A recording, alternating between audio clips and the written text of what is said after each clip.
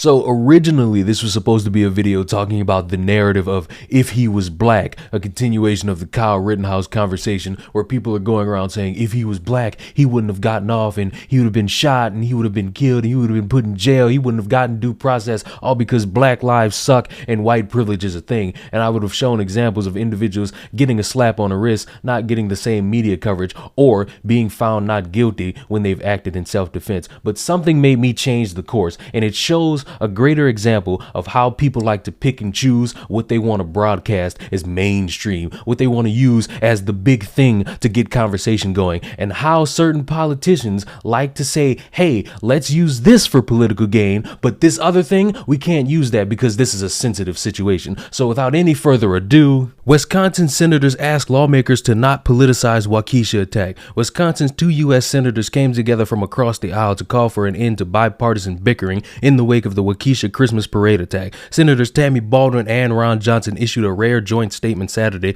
calling on outside groups and individuals to cease and desist using the SUV ambush that killed 6 people and injured more than 5 dozen for their own political purposes.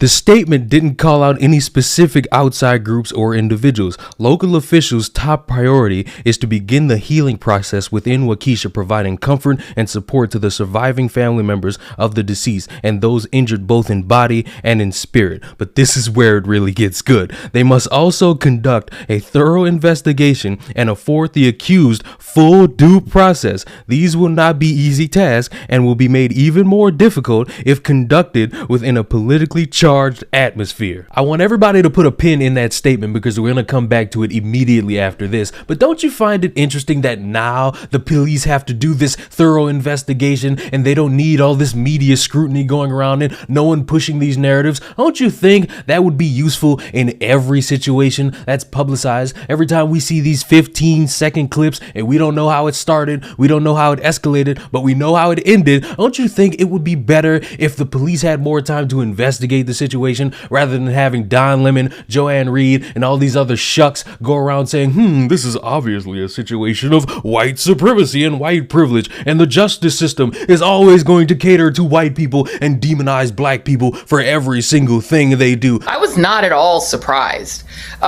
We've talked about this. I mean, this is what we expected to happen, because I think we have to keep in mind when we're watching the criminal justice system at work that it was designed to do exactly what it did today. Gun laws helped to enhance the design to allow this verdict to happen today.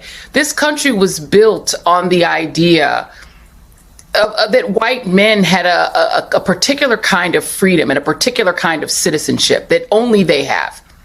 That gives, from the slave catchers on, the right to inflict violence in the name of protecting property. That's like the foundational creation of the United States. So it would have been shocking. I'm glad you mentioned the Derek Chauvin verdict. That was the surprising verdict.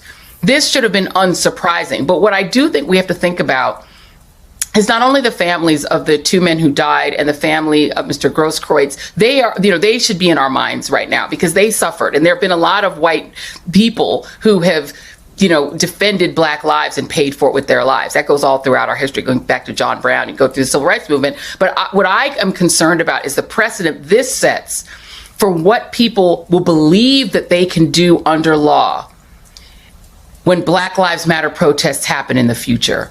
And that people may use this as an excuse to start going out of state and doing what this teenager did, believing that they'll get away with it, and in some cases getting away with it. Don't you think in a recent situation, Kyle Rittenhouse, don't you think it would have been better for everybody, the lawyers, the defense, the prosecution, to have everything mapped out and everything they wanted to say without having to deal with people outside of the courtroom not paying attention, crying about how there's only one black juror saying all these different hot takes in order to get you to understand that even though they're not paying attention and they've never acted in self-defense in their life and they think everything is a fucking movie, that Kyle Rittenhouse is either guilty or not guilty? Don't you think that would have been better than what we got for a full year? The career criminal who had called for violence against white people and expressed his admiration of alright, had been released from jail after allegedly running over his girlfriend with the SUV earlier that month. Days before the statement, time to pull that pin out I mentioned, Ron Johnson blasted Democrats for rhetoric and policies that led to the massacre, in his opinion. When you look the other way, when you almost encourage lawlessness, just like, let's face it, you have political figures during the summer riots of 2020 encouraging people to donate to the bail fund so you can bail these people out. When you encourage lawlessness, you're going to get more of it. It becomes more and more violent. It starts spilling over from crime-ridden, generally Democrat-governed cities into the surrounding areas. I think that's probably what we witnessed here in Waukesha. I'm not that conspiratorial, but it's pretty obvious that there's people like George Soros who are funding these far-left radical DAs and prosecutors around the country, which means millions of dollars.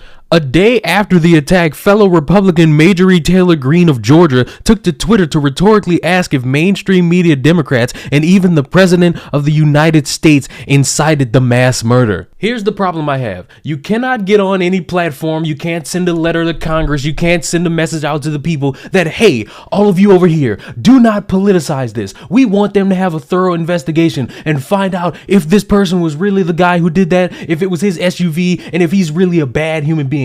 You can't say that and then turn around and also politicize it for your own game. Because when the smoke hits the fan and everybody's looking at you as to say, hey, what are you going to do to fix this? Hey, we're looking to you as one of the leaders here to help us with this problem. You can't sit there and shift blame to others and then continue to do the same stupid shit you've been doing. I understand everybody's got a narrative to withhold. Everybody's got to say something about white people. Some people got to say something about Mexicans. You got to say something about black people, Chinese, Asian, Japanese, hentai, anime, all these different narratives people want to spew out in order to get the dumb people to understand, hey, I know what I'm talking about. Make me the primary leader. But when the shit hits the fan and you got to actually be held accountable, do not do this. Don't try to shift blame and act as if you've never politicized anything in this landscape of how we're always surrounded by all this misinformation. Now's the time for us to come together and actually get the truth. It should have been that. But because all you leaders,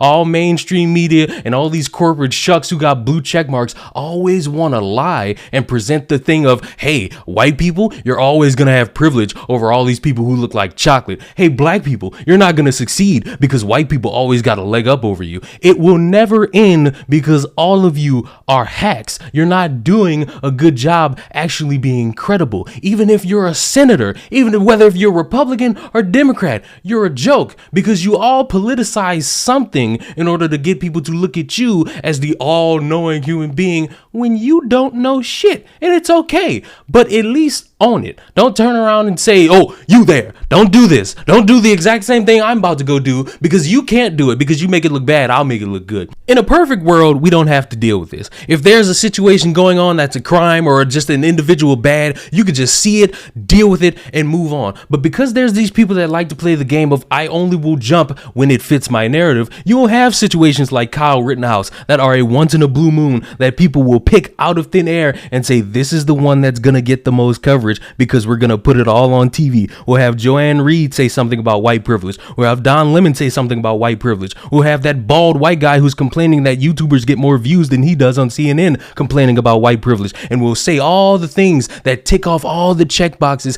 to get people riled up, to get people upset, to get people mad, to get people to look at us as credible. But when it all comes back around and you have the facts and the evidence and you have all the means to say, yeah, this thing you propped up as the actual narrative is incorrect, people are going to look back at you and say, why did you lie to me? Why did you say all those things that weren't true? Why did you not provide any of the facts? Because you have nothing but your own egos and narratives. I wish you all would stop. I wish this game would stop because it's getting old. More people are seeing it. More people are starting to realize that whether if you're left or right, a lot of people are lying to y'all. Subscribe to the channel. Deal with it. I hope we all could come together and learn something, but probably won't happen.